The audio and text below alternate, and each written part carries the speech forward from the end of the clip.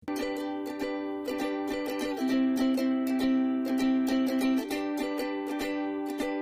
perkenalkan kami dari kelompok 2 dari mata kuliah Psikologi Kognitif. Kenalkan, nama saya Syarila. Dan saya Akilah Fiti Prilia. Hai, aku Anggi Salasa Khairu Isnandia. Saya Hanifatir Ismail. Hai, aku di sini mau ngejelasin fenomena dari ADHD ini. Jadi, ADHD ini dilaporkan 3-7% pada anak usia sekolah dasar di seluruh dunia. Tingkat ADHD pada negara-negara di dunia bervariasi. Seperti di Amerika Serikat, tingkat ADHD sekitar 2-26%. Di Ukraina, tingkat ADHD sekitar 20%. Dan untuk di Indonesia sendiri, belum diketahui secara pasti karena keterbatasan penelitian. Namun, dilaporkan dari penelitian yang diadakan di Jakarta, tingkat ADHD sekitar 4,2%. Dari tingkatan ADHD di Jakarta sebesar 4,2% tersebut, rata-rata ditemukan pada anak laki-laki yang duduk di bangku sekolah dasar.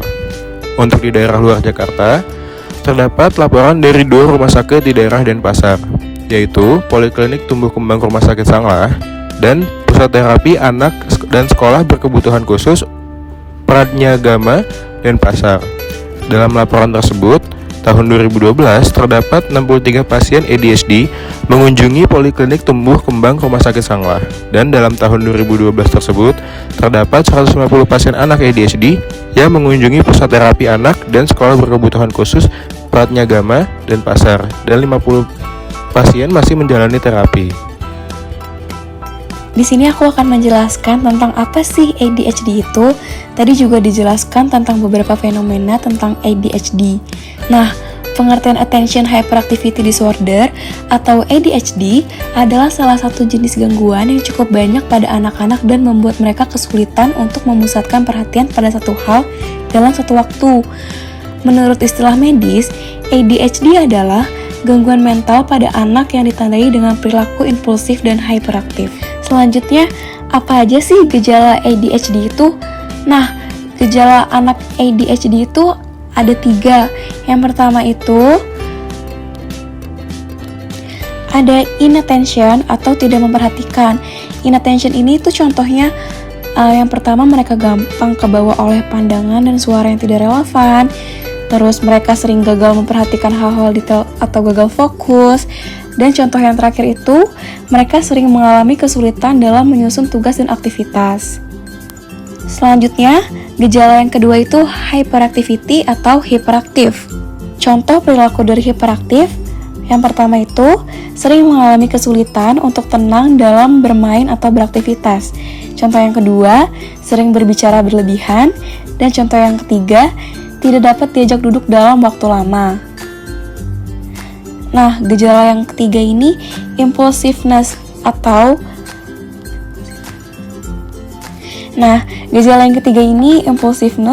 impulsif. Perilaku impulsif pada anak ADHD yang pertama itu sering sulit menunggu giliran, sering berbicara dengan berlebihan, sering mengganggu atau ikut campur orang lain sehingga menyebabkan hambatan dalam lingkungan sosial, pendidikan, dan pekerjaan. Oke, tadi kan sudah dijelaskan mengenai fenomena, pengertian, dan gejala ADHD. Sekarang, aku mau jelasin mengenai faktor-faktor apa aja sih yang mempengaruhi ADHD ini. Nah, faktor penyebab ADHD yang pertama adalah genetik. Beberapa penelitian menunjukkan bahwa bila orang tua mengalami ADHD, sebagian besar anak mereka juga bisa mengalami gangguan tersebut. Faktor yang kedua adalah masalah kehamilan sang ibu.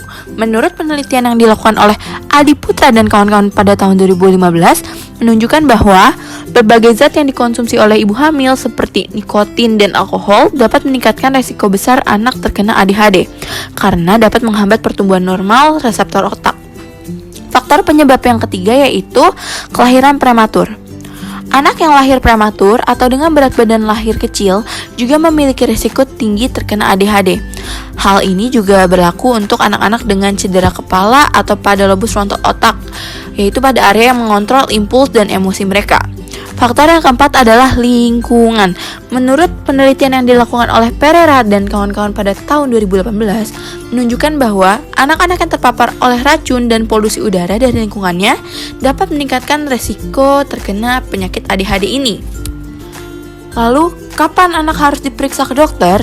Nah, jika anak sudah memunculkan gejala ADHD dengan ciri-ciri yang sudah dijelaskan sebelumnya, seperti anak memunculkan sikap inattention, hyperactivity, dan impulsiveness, maka anak harus diperiksa ke dokter untuk dicarikan solusi penyembuhan atau pengurangan gejala ADHD tersebut. Nah, di sini aku mau ngasih tau kalian bagaimana sih cara mengobati anak ADHD.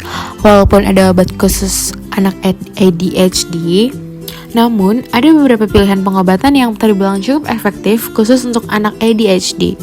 Strategi pengobatan yang efektif adalah pendekatan perilaku, pendekatan farmakologi, dan pendekatan multimodal. Yang pertama ada pendekatan perilaku. Pendekatan perilaku mempunyai tujuan bersama, yaitu memodifikasi lingkungan fisik dan sosial untuk mengubah perilaku. Digunakan untuk anak ADHD untuk memberikan struktur dan memberikan perilaku yang sesuai untuk anak ADHD. Mereka biasanya menerapkan pendekatan perilaku termasuk orang tua, psikolog, dan guru di sekolah. Jenis pendekatan perilaku melingkupi pelatihan perilaku wali murid dan guru, diajarkan tentang keterampilan memanajemen anak, memberikan program sistematis manajemen kontingensi, contohnya penguatan positif. Memberikan terapi perilaku klinis, contohnya latihan dalam memecahkan masalah dan keterampilan sosial. Dan memberikan pengobatan kognitif perilaku, contohnya self-monitoring dan self-transformation. Secara umum, pendekatan perilaku ini dibuat untuk menggunakan strategi penguatan langsung untuk perilaku positif dan konsekuensi langsung untuk perilaku yang tidak pantas.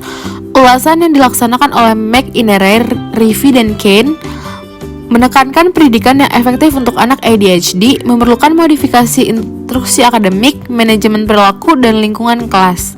Tetapi dengan menggunakan strategi perilaku bisa efektif jika diterapkan secara konsisten, karena jika tidak konsisten, strategi ini tidak dapat efektif. Nah, yang ketiga ada pendekatan multimodal. Penelitian membuktikan untuk banyak anak ADHD, cara terbaik untuk mengurangi gejala ADHD adalah menggunakan pendekatan gabungan. Para peneliti menemukan peningkatan setelah memakai intervensi multimodal, kecemasan anak, prestasi akademik, dan perilaku oposisi dan interaksi orang tua dengan anak. Ditemukan hasil positif dalam perilaku yang berhubungan dengan sekolah pada saat pengobatan multimodal digabungkan bersama keterampilan dan disiplin. Oktober 2001, AAP merilis rekomendasi berdasarkan bukti untuk pengobatan anak ADHD. Pedoman mereka menyatakan, pertama, dokter perawatan primer harus membuat program pengobatan yang mengakui ADHD sebagai kondisi kronis.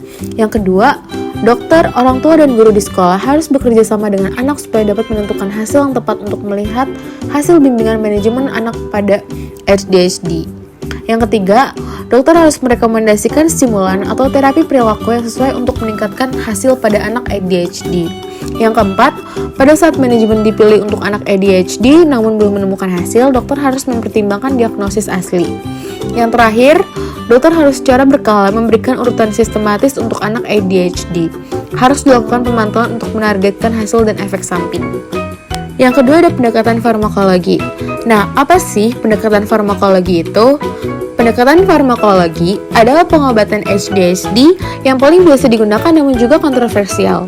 Keputusan meresepkan obat adalah tanggung jawab medis setelah melakukan konsultasi dengan keluarga dan sudah sepakat tentang rencana pengobatan. Terapi farmakologi menggunakan psikostimulan, antidepresan, dan antipsikotik. Stimulan mendominasi pemakaian klinis dan sudah dinyatakan efektif 75% sampai 90% anak dengan ADHD. Stimulan termasuk Ritalin, Desedrin, dan Xylert.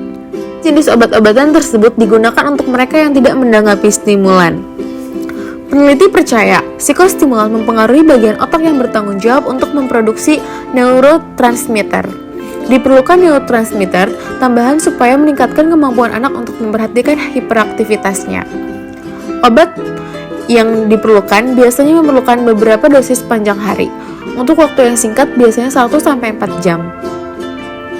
Dokter, guru, dan orang tua harus melakukan komunikasi secara terbuka terkait perilaku anak untuk mendapatkan reaksi obat tersebut, apakah anak ini bisa memaksimalkan pengaturan akademik dan sosialnya. dan juga menjaga efek samping dari obat tersebut. Semua obat mempunyai efek samping, maka dari itu harus menyesuaikan dosis supaya bisa mengurangi beberapa efek samping. Contoh dari efek samping seperti insomnia, sakit kepala, gugup, dan penurunan berat badan. Obat jenis stimulan bukan menormalkan semua masalah perilaku anak ADHD. Namun, American Academy of Pediatrics menemukan kurang lebih 80% anak-anak menanggapi salah satu stimulan jika diberikan sistematis. Pada Januari 2003, jenis obat baru non-stimulan digunakan untuk pengobatan anak-anak dan orang dewasa ADHD dan disetujui oleh FDA. Jadi kesimpulannya, tanda gejala dini pada anak ADHD adalah susah untuk mempertahankan kontak mata. Gejala ini bisa dideteksi pada saat anak berumur 3 bulan ke atas, keterlambatan bicara dan berkomunikasi, anak cenderung diam, keterlambatan motorik halus, anak cenderung kesulitan pada saat memegang benda-benda kecil, kesulitan dalam bersosialisasi. Kesulitan bersosialisasi terlihat pada tidak adanya anak terhadap stimulus, panggilan suara, dan gerakan. Perilaku hiperaktif anak tampak sibuk sendiri dan sering berlarian ke sana kemari namun tidak lelah sama sekali. Yang terakhir ada perilaku tantrum. Anak mudah marah pada saat keinginannya tidak dipenuhi. Setelah kami sebagai kelompok menjelaskan mengenai ADHD, di sini kami berharap orang tua atau penyimak dapat lebih terbuka untuk mendampingi proses tumbuh kembang anak. Jika anak kalian atau anak di lingkungan kalian menunjukkan kecenderungan perilaku dari ADHD atau perilaku yang berbeda, kami berharap kalian dapat mengambil tindakan terbaik untuk anak kalian dan masa depannya.